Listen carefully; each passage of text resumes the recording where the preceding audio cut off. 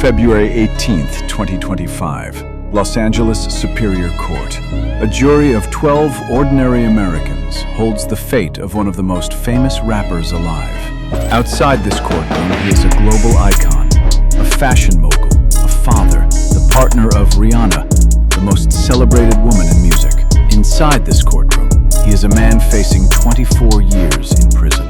The forewoman opens the verdict form. She clears her throat, and then two words that would shatter 4 years of silence, fear, and uncertainty. Not guilty. Later, he would turn to the jury and say, barely above a whisper, "Thank you all for saving my life." But here's the question no one could answer that day. How did a kid from Harlem, who rapped his way out of shelters and street violence, end up standing in a Los Angeles courtroom accused of shooting his own childhood friend? And was he really innocent, or just lucky? To understand what happened in that Hollywood courtroom, you have to go back, way back, to a block in Harlem where a little boy named Rakim Mayers first opened his eyes on October 3rd, 1988. His parents were Barbadian immigrants. They gave him the name of a legend, Rakim, after one of hip-hop's greatest MCs. Like they already knew, music would be his inheritance. But the Harlem that raised him wasn't giving out gifts. It was the crack epidemic. Schools were collapsing.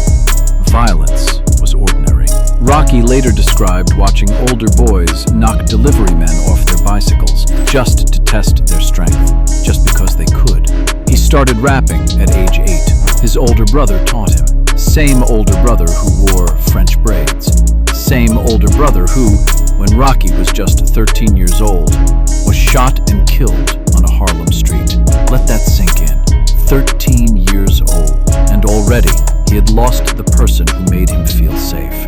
It didn't stop there. The same year his brother died, his father was jailed for drug offenses. The family, Rocky, his mother Renee, his sister Erica, moved constantly. Harlem, the Bronx, Philadelphia, North Carolina. At some points, they were in shelters. No stable home, no father, no brother, no safety net. What he had was rap and hunger that couldn't be explained, only felt.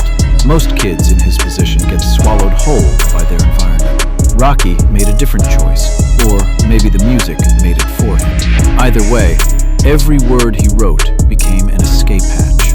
He wasn't just rapping to perform, he was rapping to survive. But even survival has a price, and years later, the streets he grew up on would follow him, all the way to Hollywood. By the time Rocky was 19, something was shifting.